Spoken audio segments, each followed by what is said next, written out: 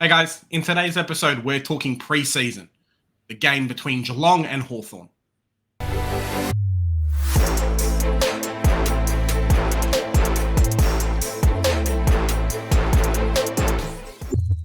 Joe, it's footy. Footy's back, Joe. I love it. Kind of dust off the old KO password, type it in, be like, forgot password, got to go through all of that again. But we're here, we watch the games, and we've kind of got some notes on players and things that happened, right? Yeah, it wasn't just you that had to brush off how do I log into KO. It looked like the Hawks also had to brush off how do I play football again as well. Yeah, pretty It was a much. very It was a very eventful, great spectacle to start Mhm. things off for the footy preseason. But come on, man, footy is footy, and good, and you gotta appreciate good footy when you see it. And Geelong, they're playing good footy, man. You gotta. It's annoying actually how good they are at football and that they're able to always keep rejuvenating their list. And Mm. doesn't matter how old they are or how young they get, which is hardly ever. They're still able to dish out good football, and you just gotta respect these guys, man. They're so good. Yeah. Speaking of list, like Hawthorn's got rid of two of probably their most influential players, Mira and Tom Mitchell. One would be thinking, hey, what's the list look like now? How are they going to survive and play against the top teams? Well, an 80-point thrashing kind of means that they're not doing a great job about it. Yeah, I mean, the big question really, I suppose, comes down to, are they that bad or are Geelong that good? You know what I mean? Like, I'd sort of lean towards it's a bit of both. I mean, when you're playing the reigning, the reigning premier at home at GMHBA Stadium, it's always a tough ask. And then you add to that the fact that they're clearly tanking this year, Hmm. and they're clearly looking to really rebuild from the ground up and give a lot of experience to these young players. It's really no surprise the sort of result that we saw on the weekend that just went past. But I think a lot of Hawthorn supporters are coming into this year already not having the highest of expectations. They simply just want their youngsters to play, to stay healthy, to pump in and get a lot of experience for them. I don't think a lot of people are really going to bat an eyelid, and I'm not sure how much Geelong takes out of this game as well. Obviously, they had a few real standouts that performed that we're going to talk about now, but overall, I don't think there's too much to see here from this game in the Hawthorn perspective. Yeah. Before we get started, Geelong scored 21-12, 138 to Hawks 7-11, 53. So at least they got to go to 7-11, grab a Slurpee, but man, boy, they needed it after that thrashing. Maybe we'll start off with Geelong's players and then we'll go into Hawthorn after that. So did anyone Yeah. kind of impress you from Geelong, Joe? Well, I think there were a couple of real standouts, three actually, real standouts for Geelong. Tanner Bruin was really good. He played a lot of heavy minutes in that midfield brigade, and he really played alongside another guy who was great in Max Holmes. Who these two formed a really great partnership, I think, in that midfield group. In the past, we saw a lot of Max Holmes playing on a wing, but this year, there was some preseason reports and rumors that this guy is actually training to be an in and under clearance machine. And we saw it really early on. I think he got the first two clearances of the games. It was really exciting. And then he ended up moving back to his natural wing position. A guy like Tanner Bruin, he was the number one, actually, the number one CBA percentage attendee for Geelong with 66.7%. So he really had a lot of time in there, and Holmes was second with 50% of the CBAs. And a big shout out, I got to say, a big shout out to Matt Forrest over there on Twitter. All these stats that we're going to be referring to, all of these stats come from Matt Forrest. So please, guys, if you're on Twitter, make sure that you look him up. He's put up the stats and even went into great detail with the rucks as well. So all of the stats are all courtesy of him. Yeah, I'll put the link down to his Twitter down in the description for you guys, so you can just look at that and then follow him on there. It was really impressive as well, kind of what we saw from Jack Bowes, playing a lot of mid and a lot of other positions as well. Someone who there were some real question marks with what his performance was going to be like. We've spoken about during the preseason. We've spoken about it in the team review episodes, kind of like these new players to a new club, if we don't hear much about them, that's usually a bad thing. Whereas he kind of came out and said, hey, guys, don't forget about me. I'm Jack Bowes. You might have got a pick 7, but you also got me on field as well. So he did really well. Someone else who came to light was Asava Radigalia, playing kind of an intercept defender role. He's available to us in Supercoach as a forward ruck, which is really good. If he can lock in a spot in the best 22, he's definitely a shout for our teams this year. Coming in at 178k, can be a bit of a swingman there with a few other selections. And these players who do intercept roles will score more than kind of your generic key defenders. So someone to watch. Yeah, Tanner Bruin is definitely someone that you also really want to have a look at. He's played a few roles in the past, and even as recent as when he was at the Giants, he was playing a lot of half forward as well. But he was really impressive this game. He was, and I guess you can say that different players take these games differently. I suppose some people can be really hardcore and really playing as if it was a home and away game. Others take it as sort of exercise in terms of let's just work on improving this. Tanner Bruin definitely played it like it was a home and away game. He was throwing himself around, and he was really involving himself, especially like when it comes to the team defense side as well. But he's going to be playing mostly as a high half forward, and it's a very hard position to play, especially when you're a natural ball winner like this guy, and he should be playing midfield. The thing is, they've got quite a few players now that they're trying to put through the middle, and that's what made them really famous. And I think a lot of teams are going to start trying to emulate them this year in terms of having a lot of players go through the midfield and have centre bounce attendances. So I think that's probably what's going to end up putting a limit on his scoring output. He really could be Will Brodie-esque if he was given the time to play a lot in the midfield. He really could emulate that sort of scoring. Yeah, I think Meningola was kind of your generic guy that started a lot of that off, played a lot of high half forward and then through the mids. As you're saying, I know Hawthorn do it a little bit.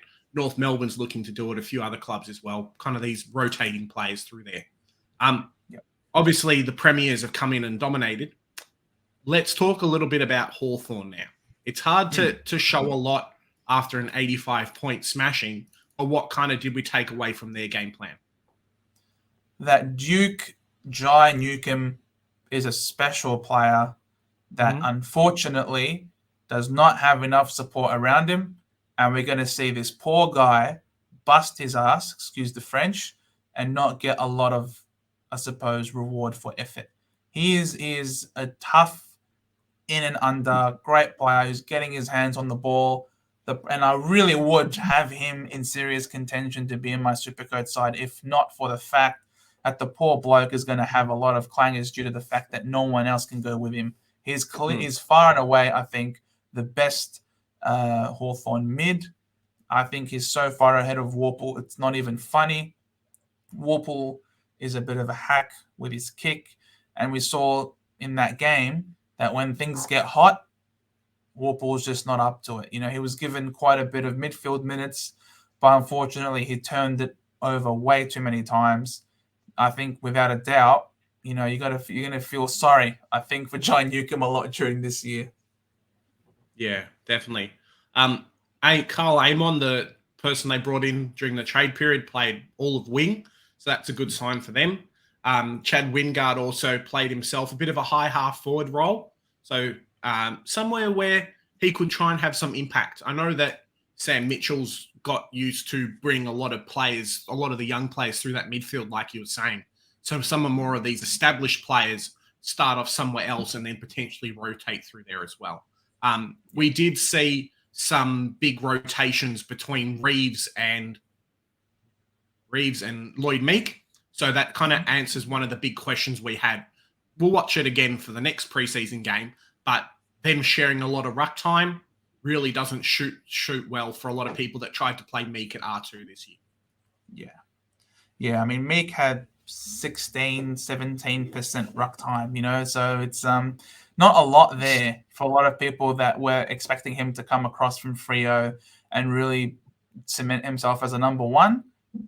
From that game, it looked like they had Reeves at 73% as opposed to his 17%. So I don't know whether or not this is going to be a sign of things to come, whether or not they're going to persist with that, or maybe, and that's the thing with these practice games, these unofficial practice games, obviously it's not going to be definitive of how things are. It's just something that you got to keep looking at these players, looking at their roles, looking at how they perform in those roles and their health to help add to, I suppose, this list of things that you're going to look at in totality before you select them come round one. So it's all right now a fact-finding mission. And Fergus Green, I think you can tick him off as definitely going to be someone who will play round one, barring injury or suspension. I think he's really locked himself in to be, he's a deep forward, but he's not a tall or a small. He's that in-between sort of size and was able to present really well, get present on the lead. He was quite lively and he's a pretty good set shot for goal. So unfortunately, Weddle was a bit quiet though, and he played mainly on the wing. But playing on the wing at GMHBA is a pretty tough ask, especially when your team is getting absolutely shellacked. So I forgive Weddle. I want to be quick to scratch him out. I will definitely look at him again, give him another shot this week when he plays again, and hopefully they have a better outing. Yeah, Green's really kind of locked himself in for what you'd consider to be that Gunston type role. And obviously they just got rid of Gunston, so there's position there as well. I don't think the likes of Cozzy Pickett's really stood up and become not Cozzy Pickett, Kaczynski. Sorry, Cozzy Pickett, you've stood up as much as you want. Kaczynski's kind of done as much as what they've expected from him. So Green's kind of come in there from the Box Hill Hawks where he kicked like 50 goals. So did really well. And then Will Day. So not really Supercoach relevant, but did get a lot of mid-time. Yeah, someone who is maybe Supercoach relevant in terms of bets that you got over there at the Supercoach Insider Boys. You had Dylan Moore. He didn't have CBAs, all right? He had no CBAs, but he did chip in and he kicked a few goals. So he looked really good when he had the ball in his hands. He made things work. He made things happen, but he had no CBAs. So definitely, boys, one to keep an eye on. Yeah, shout out to Ben. Yeah, exactly. Well, and to Chris. We're going to pull up the midfield time, Joe? Yeah, sure. So let me brand. So this is the breakdown of the CBAs. For the first 4 quarters, they kept playing a bit more, but we're not going to go looking into VFL players and players that aren't likely to be in the best 22 in play. This is strictly in relation to the first 4 quarters, as you can see there. And thanks again, Matt, for doing the Lord's work and giving us these stats. As you can see, Bruin far and away the number one mid in terms of CBA attendances. Holmes at 50%, Dangerfield at 40%, who was announced captain. Congratulations to Danger. Parfit, Guthrie, Atkins, Clark, and Bose. Now, Bose only played, I think he only played the first quarter, was it, or the first half? But he did start like a house on fire. He absolutely dominated.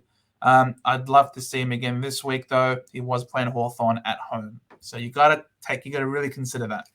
And as you can see, Newcomb. Yeah, Newcomb 66%, Warple 56%, so majority mid. Didn't do that well, though. Will Day, basically 50-50. Ward as well, 40%. Hurstwaite, someone who we talked about a lot in the draft as being kind of a smoky in the position. Maybe someone to look out for in draft or later on during the year in Supercoach.